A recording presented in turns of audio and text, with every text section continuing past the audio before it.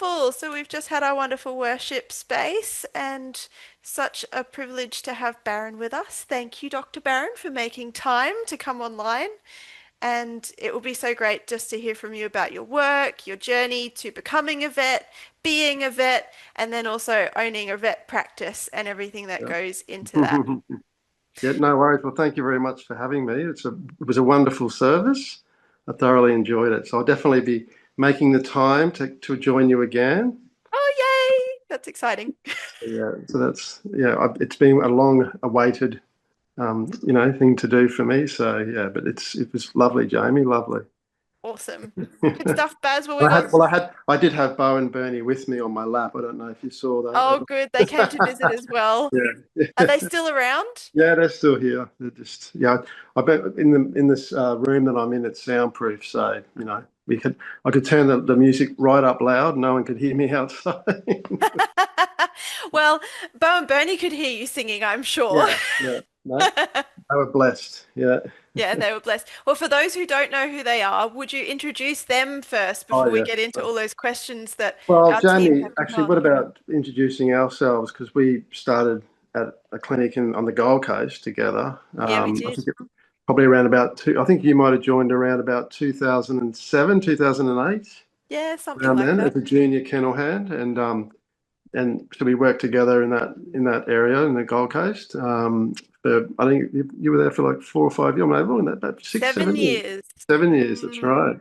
Mhm. So yes, we've worked together, for quite a while there. So we've had a good relationship there, Jamie. Yep. But anyway, yeah, so I've got two dogs, two Labradoodles, as people in the city tend to acquire. So Bo's he's a a Labradoodle, and he's about 8 years old. And Bernie, she was a breeding girl. She used to breed, and she's a year younger. So, but she's now retired from breeding, and she's had 3 litters of puppies. She had Good girl.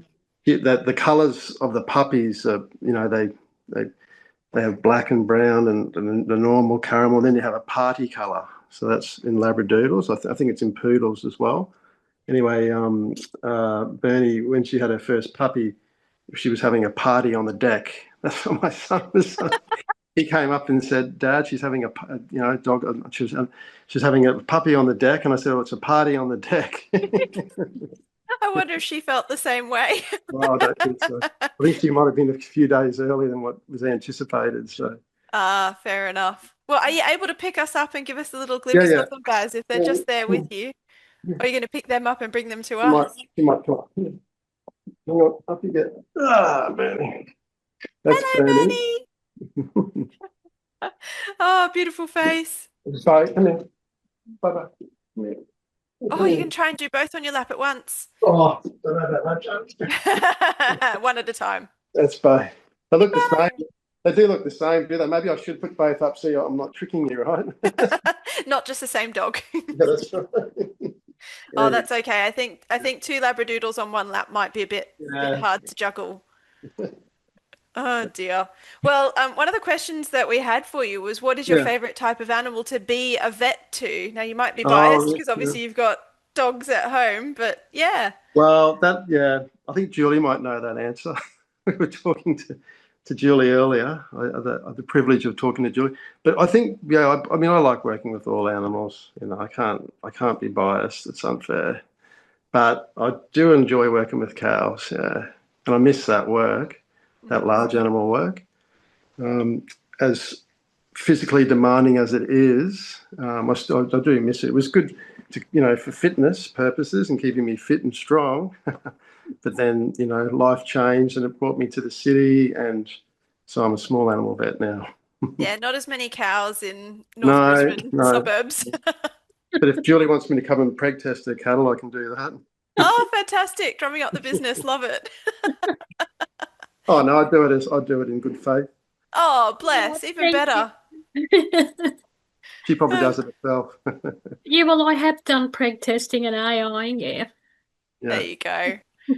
Good stuff. Well, you've already answered the next question, but there was one So I which was going was to say, kind of, well, I was going to say, no, yeah. I mean, look, large animals vet is a little bit more physically demanding, but it's more rewarding in that it's more relaxed too, you know. Well, it used to be when I was working as a large animal vet. Small animal vets is a bit more intense. You know, people really have that connection with their animals in terms of humanizing them almost, you know, and so we live in bigger houses with smaller backyards now in Brisbane. And so the animal becomes an intricate part of your household and your life. And so it becomes, you know, valued family member. So it becomes a bit more intense in terms of making sure that, you know, the animal's very well looked after as a vet. Yeah, which you So, do a I mean, fabulous job of. you do that for the large animals too, of course, but farmers just are more relaxed about things, you know. I think that was my take home message from it all when I became this large animal vetting. Mm. Yeah. Good to have a mixed experience. Yes. Yeah. Mm, for sure. Well, there were some questions about other animals you might have worked with. Donkeys, alpacas, exotic I animals. saw that. I thought that was funny. I thought donkeys. I thought, well, like someone wrote in there jackasses, and I thought, well, I do work with jackasses at work a lot. um, Maybe we won't categorize what kind. but no, but I mean donkeys well, and the alpacas was interesting. I mean, look, I didn't do a lot of alpaca work, but see the alpaca ostrich. There was a bit of an industry trend there in the late 90s when I was a student, and it was a developing industry, but I just don't think it took off.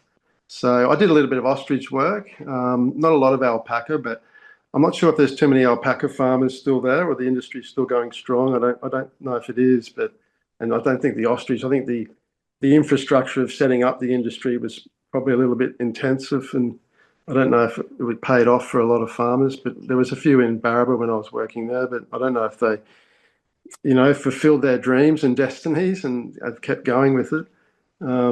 But donkey work, I think you'd probably be more inclined to do more donkey work in Middle East and, you know, Asia and those countries potentially. I don't know. Horses. I've done a lot of horse work. You know? Donkeys and horses are the same, you know, really. Well, they're probably not the same, but you know, in a Similar. veterinary sense, they are. Yeah, Yeah, for sure. yeah. And obviously, with some of the smaller animals that you've looked after, any exotic I know. ones that you have had come into the city Oh, clinics? yeah.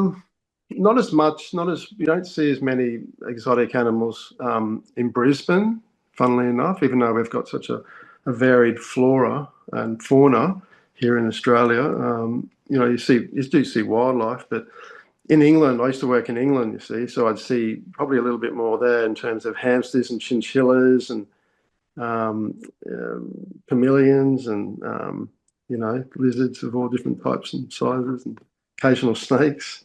Yep. But yeah, but not really in Brisbane. There are exotic vets now. I think people are a bit more wise to, you know, seeking those exotic pets as well. A lot of it's based on husbandry and keeping the environment, you know, at the right settings and standards for those animals.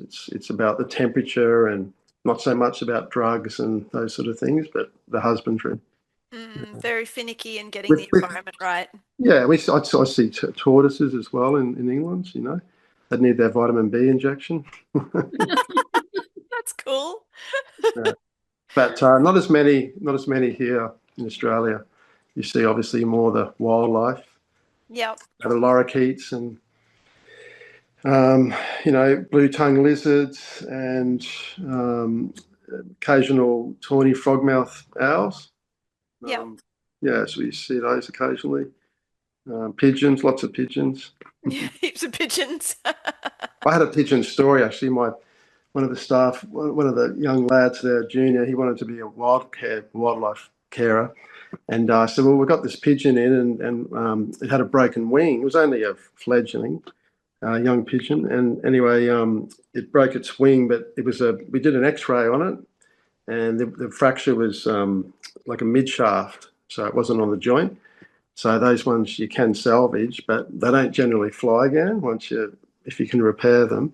But anyway, this pigeon I ended up rehabilitating it and bandaging its wing, and I wanted him to take care of it, but he didn't. So it's like typical child, you know, parent thing that the parent ends up looking after the animal, right? In a lot of these cases. But so he didn't want to take it, so I took it home and bandaged its wing for 6 weeks, and then took it off, and its wing was better. It repaired, and actually it flew. It flew to the neighbour's house and kept coming back to me, and because they're homing pigeons, I guess, I don't know. It kept coming back for a couple of months, and I'd feed it, and it flew off, and I never saw it again after that. But we got its wing back to better and back to working order, which was Oh, great. that's a beautiful healing story. Yeah, it was. It's like one of my best stories I could tell you at the moment. Yeah, and nicer that it came to visit for a little while Yeah, I after. was hoping it'd bring all its little, family with it one day. Look what happened, Dr. Barron. You fixed me up and I had a Oh no, family. I don't think that was going to happen, but Oh, yeah. that'd be beautiful. Hi, Julie. Yeah, go for it, Well, Julie. what injection site on a turtle is there? Is his leg or his tail Yeah, his or leg. Yeah, his leg. Yeah, yeah, yeah. So you just give it in the leg, the leg muscle. That's a oh. good question. Yeah, No, I'm just sort of picturing because sort of when you go to do a cattle, you go up to the site and punch, punch, yeah, yeah. punch. Well, these were land tortoises. My boss had some. He used to keep about 6 or 7 of them, and they go into hibernation as well. I think it's just to get them out of when they come out of hibernation. So that was, what we did. But they have all different types of animals over there in England. More so here. There's a little bit more. They're a bit more relaxed, I think, on the legal side of it compared to what we would be here. We're very, we enforce a lot of restrictions on those sort of things. Equally, rightly so, in Australia. But I remember one of my bosses in Australia. He went over there, and they used to. I think he met the Rolling Stones. He was an orthopedic surgeon, and he had to go out to one of the Rolling Stones' house, and they had a lion in the house, something massive, like it wasn't a lion, but it was a big cat anyway. That was a pet. I don't. It's not right, is it? But yeah, those sort of animals, well, those sort of countries are a bit more relaxed with their laws. Mm. Yeah, we have a pretty delicate ecosystem to Yeah. protect here, don't we? Right. That's what I say. I used to see chinchillas, like those little, I don't know if you know what chinchillas are. They're a bit bigger than they're big, like 3 or 4 times the size of a big mouse. They're a bit friendlier than mice too. Well, that was another question that But it came was, up, yeah. was My, mice. Please comment. I know, and I thought, I wonder who wrote that. I reckon it was Vicky. And it actually wasn't. It was I someone wasn't. else who was interested in Ah, mice as pets. well, no, well, mice, and you saw when you came over and with William, and we had the little mice, and William had these little mice before. When you saw these ones, that second batch that he got, the first batch, they were really great, like they were friendly, and he could handle them. But then the second batch, wasn't so good. So mice are better to watch, I think. Rather than handling them, they're probably better to watch and enjoy that way as opposed to really handling them. I mean, you can handle them. The more you handle them, the more they become domesticated. But I mean, some of them just don't have it in them. Rats are probably better as terms of pets. They're a little bit cleaner, and they're intelligent, and they're more social, is what I Yep. would say. Yeah, yeah. But again, they don't live very long. So, that's the biggest problem with all our little animals, I find, like dogs. And Oh, they're so intelligent, you get so attached to the dogs, and then they're 12 or 13's an old age for a dog, which is so sad. Yeah, Yeah. if only they could live forever. And we might get there a little bit later on in the questions because there was a question about animals in heaven, which is something which obviously we're very interested in at Holy Hermits Online Yeah. with our companion animal ministry. But before we go there, Baz, let's warm up to that. Would you give us a little bit more insight about what called you to be a vet? How was your journey to becoming a vet? What was that like? Oh, oh no, I think I always had a fascination and an interest in animals ever since I was a small child. So, and that's seriously, like my brother will tell, he even said that to me yesterday. He said, "Oh, I remember you would be in the garden playing with lizards and things like that." I just had a fascination for, biology and living creatures. And yeah, I think but I never aspired to being a vet, not when I was, not really, not when, because I think, being a vet was probably a little bit out of my reach. That's what I would have thought as a kid. I didn't particularly do really well at school. I wasn't like a straight A student. And I think, I had this impression that you probably had to be straight A's to get into vet. But I did well at university, basically. I mean, all roads lead to Rome, and I think I was going to probably be a vet. And if I'd got in straight from school, or if I had the marks, I would have done it. But I didn't. I went through the other channel, and did a science degree. So I finished my secondary school here in Brisbane, and then I went to university and I did a science degree, and I love science, biology and physiology, and genetics, and did an honours degree in genetics, molecular genetics, and research. So that was a research, and I love research. Like from that 1 year of research, that was so rewarding doing research science. And then from there, I got into any course. I did want to do medicine, and I had that as the top of the list. But medicine back in those days was straight from year 12, and they took on 20. They took on 20 mature students, so it was pretty hard to get into with interviews and so forth. So I stuck with vet, and I'm happy I did vet. I've never regretted it. Yep. Definitely a Never. different clientele and different patients that Oh you yeah, see. it's just Yeah. it is a nice job to go to. It's very different. It can be stressful, but it's very rewarding. But you have to do the right thing. It's sad as well, when you have to do the right thing, but the sad thing. But it happens more than not. Yeah. And that was definitely something that come up for us in the questions about caring for animals' end of life and Yeah, trying to care for their human companions at the same I time know. and how Yeah, difficult that how must to, be. yeah, it is hard, but you develop a relationship with the owner and the pet, and that the relationship, you've got to do the right thing for the animal, and if its quality of life starting to deteriorate, you prepare people. You basically prepare them. They may not be ready right at that point of time, and so they might need some time to think about it and just time to come to terms with losing their pet, and that could take a few weeks. Sometimes when you've had that discussion, I tell people a lot of the time that have a think about it and we'll come back in a couple of weeks.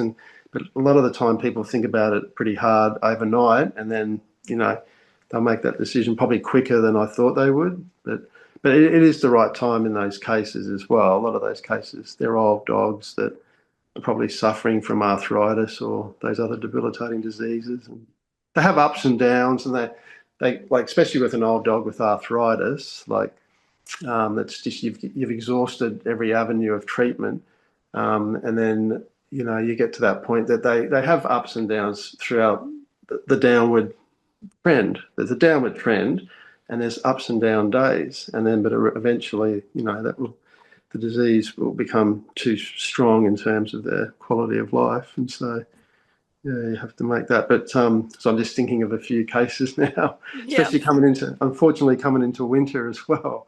It's a little bit harder for them.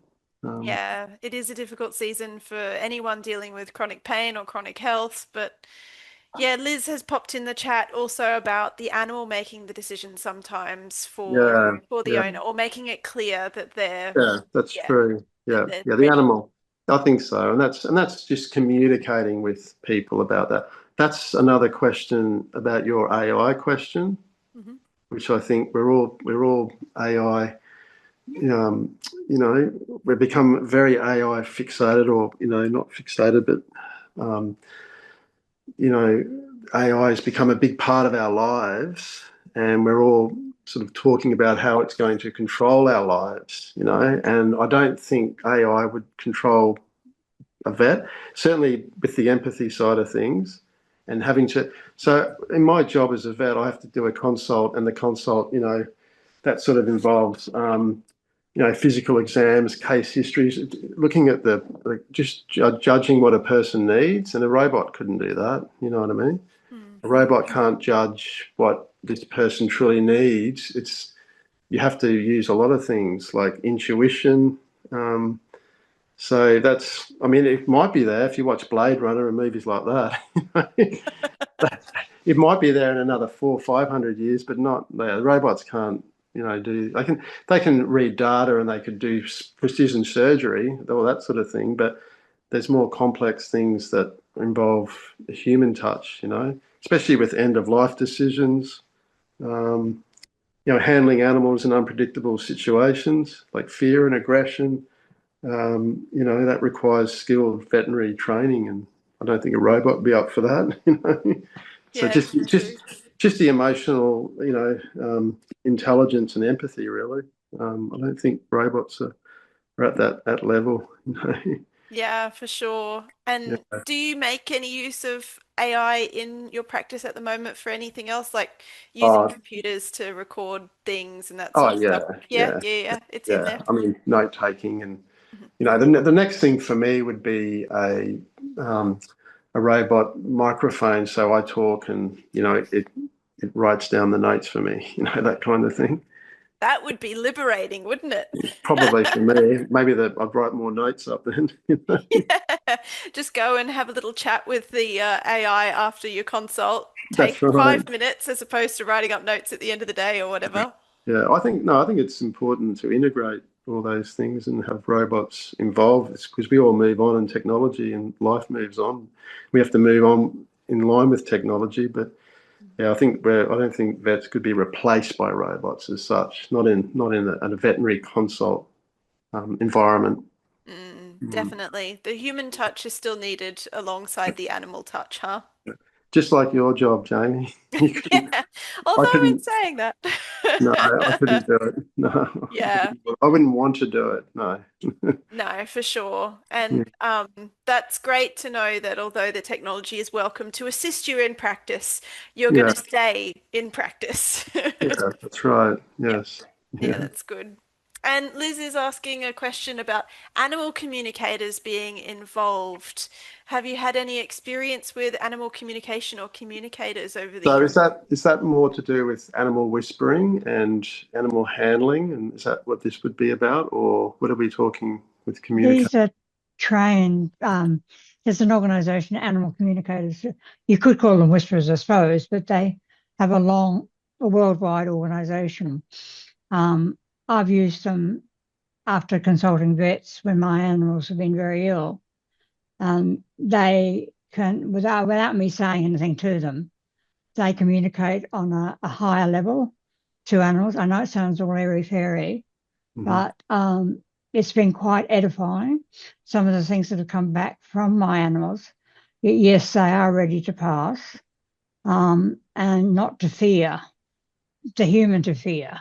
Mm. It's the animals don't fear; they don't fear dying or going on to the afterlife, Yeah. or when they're sick. Yeah. You always consult the vet first. They won't. Animal communicators won't talk to you unless you've got a vet involved. Yeah. Yeah. No, I understand what you're saying. No, that's a really interesting sort of phenomenon there. Really, I've not. I mean, my father was quite involved with human mediums. Like I don't know Mm. if they're the human mediums, but he was sort of trying to get in touch, and he had other family members that were involved in that, but not. I haven't really heard of it from the animal side of things. No, there are people that are trained or people that. Trained, Oh, yeah, yeah, okay.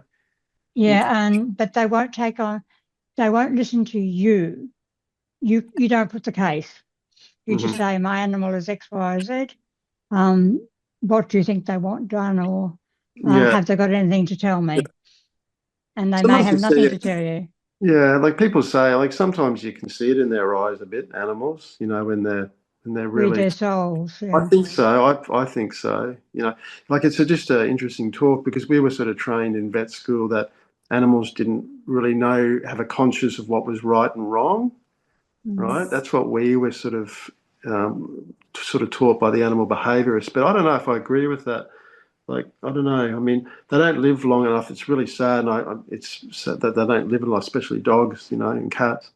But do they really know what's right and wrong? I think there is a little bit of knowledge there, from with my own two dogs. I mean, so we're taught that it's based on the way that we react, our tone of voice becomes quite dominant, you know. And so animals react to that tone of voice, and that's why they look like they know what whether they've done the right and wrong thing. But I think there's more to it than that. So What about I think there's a little bit of a soul there myself, you know. what about I've had this experience with two cats. Um, they gave me the death growl, so I Right. knew. So I know it sounds weird, but I was at a big veterinary hospital here in Brisbane, and one of my cats had had a stroke, and they wanted to continue treating, and I went out. She'd been in a humidifier and respiratory thing all night. Yeah, And yeah. when I went out to see her, she gave me the death growl.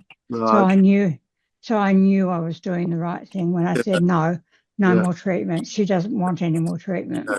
No, Uh, it's hard, Julie. Like, you know, but it's communicating. I find it's hard to communicate with my own doctor. You know, I've got a pain.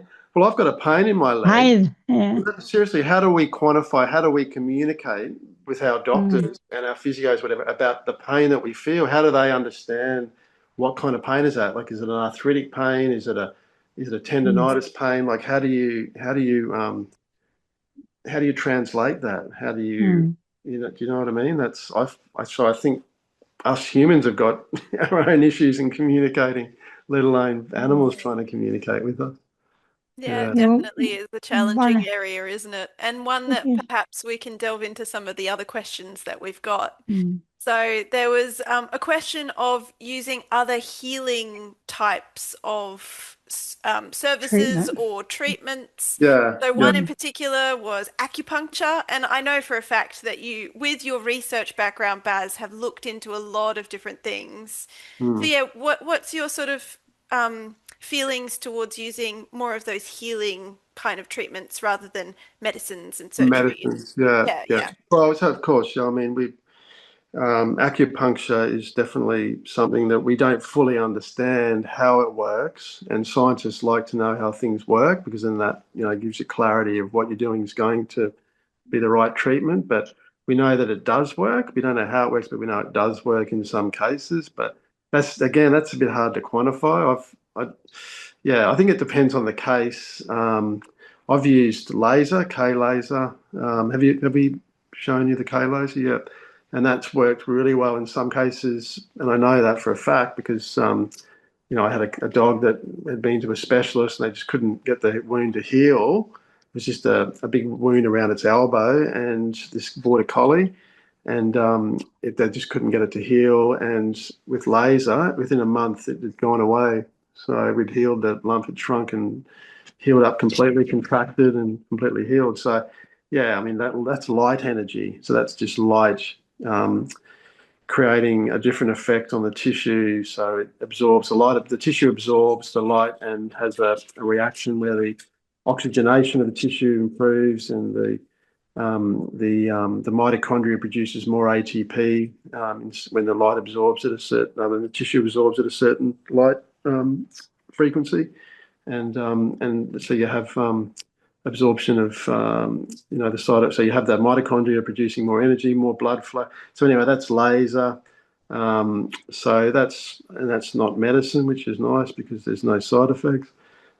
And then, you know, we use, you know, phytocannabinoids as well. So that's the endocannabinoid system in your body. Makes you feel relaxed and calm if those receptors, you know, if it's your own body produces. If you're going for a big run or do some exercise, you'll feel those endorphins. You know, it's the same thing with the phytocannabinoids. So they'll just make animals feel more relaxed and heal maybe a little bit quicker. What else is there? Oh, you know, there's what you yeah. Hang on, who was talking? Who was talking? Not Julie. Who was I talking to before regarding Liz. Yep, Liz? yep. Yeah. So, you know, there's all those sort of things too, you know, that people are looking into. Mm. Yeah. And it's Are there But nice to many know that. vets use, sorry, Jamie, are there yeah. many vets going down the laser and other Uh, alternative treatments, or but is we, it a fairly yeah, new area? there was a practice in America, and they were just using laser, and that's it for nothing. Like laser for every consult. But that's America. Yeah, that's America. Yeah. But I don't know. I mean, I think it's I've seen success with it. But it's time. It takes a long time as well. You've got to do it every day, and it's 10 minute sort of procedure, and um, and I don't know if it's too expensive, but about $25 a session. Um, so what are some other things that um, yeah, I don't know if there's anything else I can think of the top of my head, for any other treatments that we're using alternative therapies for. I mean, naturopathy as well. Um, Yeah, it's nice to know that you're yeah, open-minded to I've all got of Mm. those a things. good friend who's a naturopath vet, so I would refer a lot of things to him. That's a big area though, and it's a lot of study, and there's a lot of knowledge and of herbal medicines, involved. So it's not something that, unless you're doing it properly, I don't think you should try and delve into it a little bit.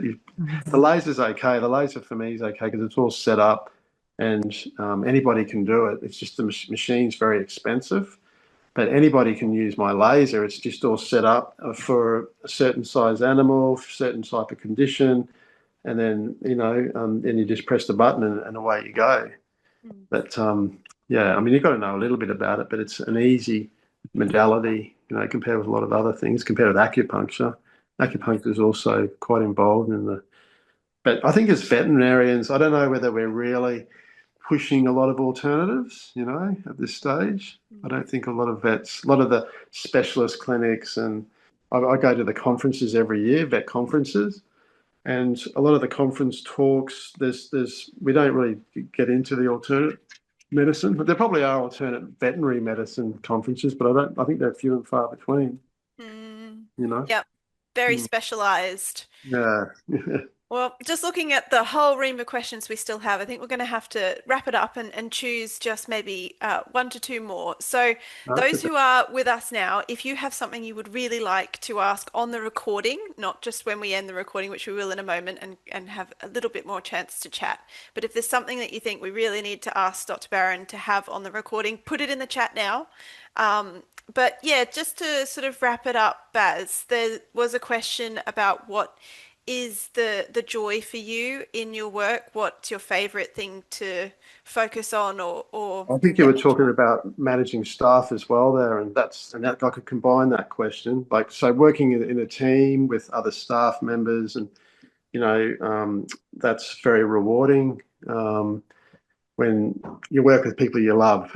Right? So that's for me. That's a big thing. Obviously, helping the animals, making sure, and I get a lot of satisfaction out of doing my job really well. And you get better as you get older, but just doing it very thoroughly, very well, and just getting a good outcome. But it's still a bit hard. Like you're not Superman, and you can't get everything right, even though you'd like to. Animals will tell us when their time's up, and Mhm. and you can't do anything about that. Sometimes it's out of your control. Yeah. So But doing what you do with all the passion that you bring, as well as with those that you're in company with, that's a yeah, wonderful thing that's to what focus on. yeah. Making Yeah. sure everyone's happy at work and they can all go home and have a nice life. Mhm. Yeah. That makes, yeah, having a nice, builds up, for me, building up a practice of, I don't know how many staff we've got, but it must be 13 or 14 or something. And so that's nice to know that we've built up something that we can provide for society and help those people working for me. Yeah. Mm. And you are a great boss to have. I can say that from past experience. Oh, thanks.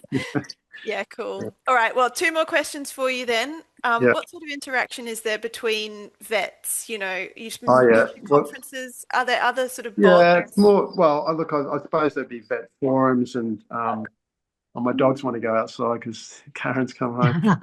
But anyway, yeah, mainly vet conferences, Jamie, and just because the vet industry is fairly small, we all sort of know each other a bit. Mhm. Like, it's not a big industry. It's a bit like dentists. It's much smaller than the medical fraternity. So a lot of vets, especially in the small animal world in Brisbane, but mainly conferences and international conferences. There's a lot of them around, so that's where you meet. That's where you meet a lot of fellow colleagues and share ideas and values. Yeah.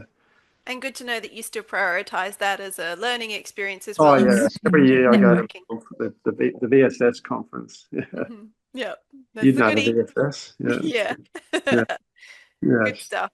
All right, so last question for you. We have to have at least a little go at this, and we Yes. can do it together and continue the conversation off the recording. But yeah, animals and heaven. What are your thoughts? What's your experience? Um, Yeah. oh well. Yes. I don't know. That's a hard one for me because how do you justify going to heaven in terms of, well, how not justify, sorry, but how do we go to heaven through a soul? Is that how it works? I mean, it's a hard question, but I'd like to think so. You know, Mhm. I don't know. I find that's probably going to be the hardest one for me to answer. Yeah, Maybe one for us to take away yeah, and reflect yeah, on further yeah. in more conversation. I'd like to think so, but I don't have the answer to that. Mhm. I'd have to And that's okay. stand. Yeah, I'd have to stand with the greats. Well, questions are the answer, definitely for sure in our faith space at Holy Hermits Online. We love just sitting with questions and not necessarily having answers. So we will sit Yeah, alongside you in that, Baz. yeah, And thanks, Ben. yeah, let's take the recording to the end and give thanks for all that we have shared and those who might be listening to this back at a later date. Thanks for joining in. And thank you again, Baron, for your Thank- generosity of time and also of giving of yourself into our space. It's been really lovely. Yeah, thank you, Jamie. Thank you for having me. And it was a pleasure meeting everyone tonight. So I look forward to catching up again soon. Yay! Well, that's it. You're a Holy Hermits Online member now. You can stick Yes. with us. I'll pray with someone asked me would someone like me to pray for them or they'd like to pray for me and I'd say I'd love that. So yeah, that was Good. one of the We last. will keep you as well as the clinic in prayer then. Yes. Thanks for that. And so let us pray. Heavenly Father, we lift up to you the Kedron Veterinary Clinic and all who work there, veterinarians, vet nurses, technicians, receptionists, and all involved in the care and well-being of animals. We ask for your blessing upon the laboratories, pet cremation and burial services, groomers, and all suppliers of medicines, foods, equipment, and enrichment tools. Grant grace and patience to the clients who are distressed, frustrated, upset, or struggling financially. Be with all involved in end-of-life care for animals, especially those making difficult decisions and dealing with grief. We pray for the sick animals, those undergoing surgeries, in recovery, and those approaching the end of life. Calm the hearts of animals who feel nervous or threatened, and grant them peace. Bless the new life, the baby animals born in the clinic and those coming for their first vaccinations. We ask for empathy and respect for all creatures, including homeless animals and those seeking new homes. Bless the education provided by the staff at Kedron Vets to their clients. Fill this space with thanksgiving, joy, hope, and love, that all who enter may feel your presence and peace. We ask this through Jesus Christ, our Lord. Amen.